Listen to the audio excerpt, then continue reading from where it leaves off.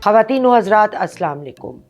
میں ہوں آپ کی میزبان یاسمین آفتاب علی، چینل اور پروگرام یاسمین آفتاب علی کے ساتھ. اچھا، آج کا موضوع میں مختلف ٹیلی ویژن سیٹس وغیرہ پر دیکھتی رہی، چینلز پر. تو یہ جلسے جلوس جو پی ٹی آئی نے کال دی ہوئی ہے اور وہ اس پہ بڑا فوکس ہو رہا ہے، لیکن مجھے حیرت اس بات پہ کہ لوگ اس بات پہ زیادہ توجہ رکھ رہے ہیں کہ کتنے لوگ آئے، کتنے لوگ نہیں آئے. اس طرح سے نا، یہ بات اپنی جگہ صحیح، ہم اس نظر سے بھی دیکھیں گے. ہم اس نظر سے بھی دیکھیں گے کہ پی ٹی آئی کی اپنی قیادت یا زیادہ تر جو ان کی قیادت ہے وہ کدھر غائب ہے ان جلسوں سے. لیکن سب سے اہم بات جس پہ ہم گفتگو کریں گے وہ عمران خان صاحب کی جو اسٹریٹجی ہے، کہ ان کی اسٹریٹجی کیا ہے یہ پروگرام کے لیے، ان کی کیا سوچ ہے اس منصوبے کو لے کے. آفٹر آل انسان کی کوئی دماغ میں کوئی تو پلاننگ ہوتی ہے نا کہ میں اگر یہ جلسے کراؤں گا تو اس کا مجھ کو کیا ایڈوانٹیج ہوگا.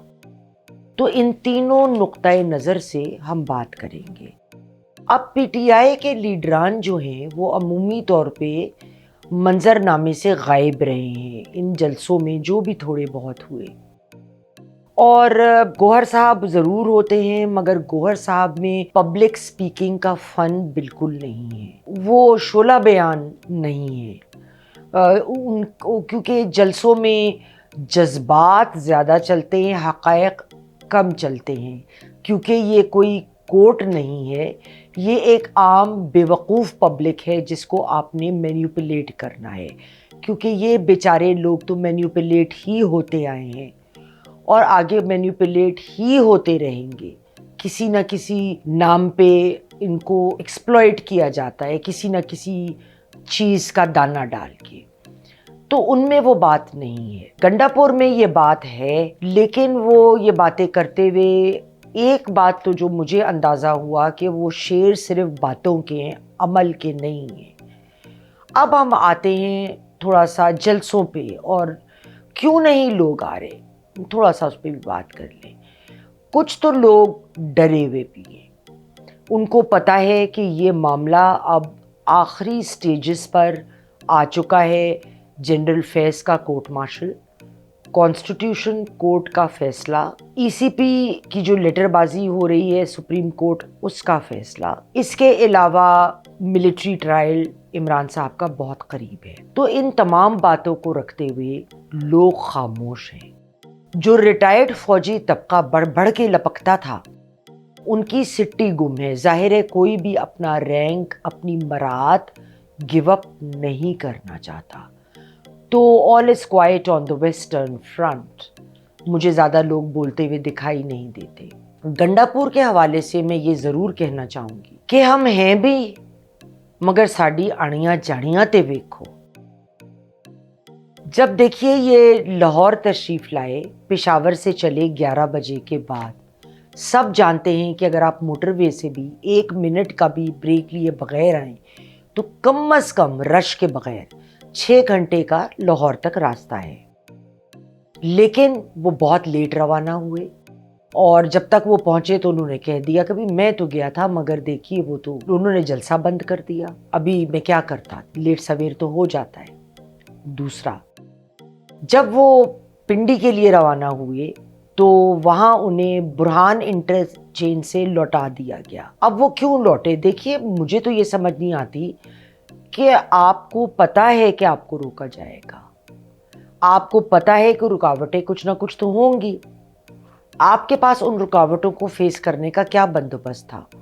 دوسرے لوگ بھی جو آئے وہ نہ لاہور میں زیادہ تھے، اور اگر یہ 8-9 ہزار یا چلے میکسیمم لگا لے تو 10,000 لوگ لے کے بھی پشاور سے چلے تھے تو وہ بالکل ایک اتنا سا ہے جیسے زیرے کے اونٹ کے منہ میں زیرہ، اس کی کوئی ویلیو نہیں ہے.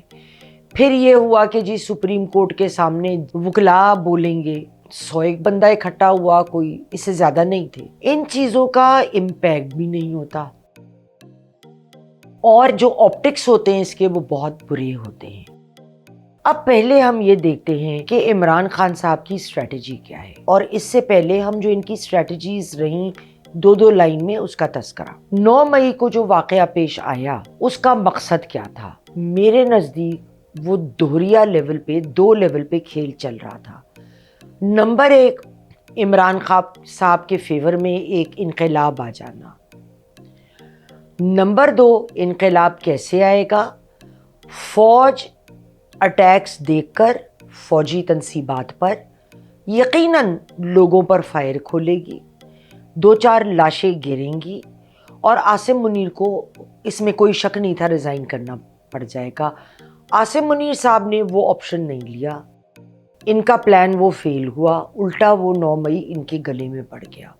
دوسرے، انہوں نے باہر مظاہرے کیے بہت زیادہ، لوگوں کو جمع کر کے، بعض جگہوں پہ مظاہرے بہت بڑے تھے جب جوش و جذبہ بھی بڑا تھا۔ اس کے علاوہ یہ کہ انہوں نے پی آر فرمیں ہائر کی، یو ایس کی کانگریس کو انوالو کیا گیا، اور اس کے ساتھ خط وغیرہ لکھے گئے کہ آئی ایم ایف کو بھی خط لکھا گیا کہ پاکستان کی کوئی ہیلپ نہ کرے جب تک عمران خان کے ساتھ ہونے والی زیادتیوں میں ان کے لیے کوئی ریلیف نہ دی جائے، انصاف نہ ان کو ملے۔ اب آئی ایم ایف نے بھی ٹرانچ دے دیا، تو یہ تمام جو ان کے پروگرام تھے وہ فیل ہو چکے ہیں۔ اب آئیے آپ آج کی اسٹریٹجی پہ۔ آج کی اسٹریٹجی کیا ہے؟ عمران صاحب نے خود کو ایک کارنر میں بند کر دیا ہے، پھنس گئے ہیں۔ اس کی وجہ سے کیا ہوا ہے کہ وہ اب چاہتے ہیں اسٹیبلشمنٹ سے بات کرنا، لیکن پانی پل کے نیچے سے گزر چکا ہے، اس وقت کشتی ڈوب گئی ہے۔ عمران صاحب کو پتا ہے کہ وہ ملٹری کورٹ میں ٹرائل بھی فیس کر رہے ہیں، اور وہ بڑے فکر مند ہیں اس کو لے کر کہ ایسا نہ ہو۔ تو ان کو کیا چاہیے؟ ان کو سڑک پہ جھگڑا، 2-4 گولیاں چلیں اور 2-4 لوگوں کی اموات۔ یہ میرا اپنا اندازہ ہے، میں بہت غلط بھی ہو سکتی ہوں، کیونکہ دیکھیے چند لوگوں کو جمع کرنا، چند ہزار لوگوں کو جمع کرنے کی وقت نہیں ہے۔ اب لوگ کیوں نہیں آ رہے، نکل رہے؟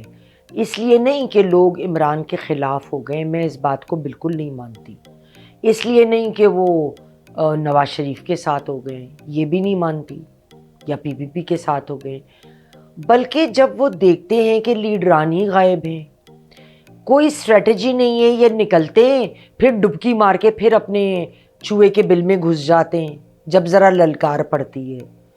تو اس دفعے جو مجھے رپورٹیں آئیں کہ جب برہان ایکسچینج سے انٹرسیکشن سے واپس کیا گیا گنڈا پور کو، تو لوگ واپس نہیں تھے جانا چاہ رہے، they wanted that they should go ahead۔ لیکن جب لوگ جمع ہوتے ہیں، جھگڑے ہوتے ہیں، اشتعال ہوتا ہے، تو کچھ بھی ہو سکتا ہے۔ تو اگر یہ کچھ ڈیتھس ہو جاتی ہیں تو عمران صاحب کا پلڑا ایک دم بھاری ہوگا، اور وہ دنیا کے ممالک بھی ذرا پیچھے ہٹیں گے، کیونکہ وہ ہیومن رائٹس کا معاملہ آئے گا، اور یہ ہیومن رائٹس کے پلیٹ فارم پہ اچھلنا کودنا شروع کریں گے۔ اور عاصم منیر صاحب کو کہا جائے گا کہ حکومت کو نکالیں، نہ حکومت سے کوئی بھی معاملہ سنبھل نہیں رہا، کوئی بھی ادارہ نہیں سنبھل رہا، معیشت نہیں سنبھل رہا، کچھ نہیں کر پا رہے، تو پھر کیا ہوگا؟ ایک کیوس ہوگا، تو کیوس میں ان کے نکلنے کے چانسز بڑھ جائیں گے۔ حکومت جب تک سٹیبل ہوگی ان کے چانسز مشکل ہوں گے، کیونکہ مجھے بار بار وہ جملہ یاد آ جاتا ہے، اور میرا خیال یہ ہے کہ اس اسٹریٹجی کا جو جڑ ہے وہ ادھر ہی سے نکلی ہے، خان نہیں تو پاکستان نہیں۔ اگلے پروگرام تک کے لیے خواتین و حضرات، خدا حافظ۔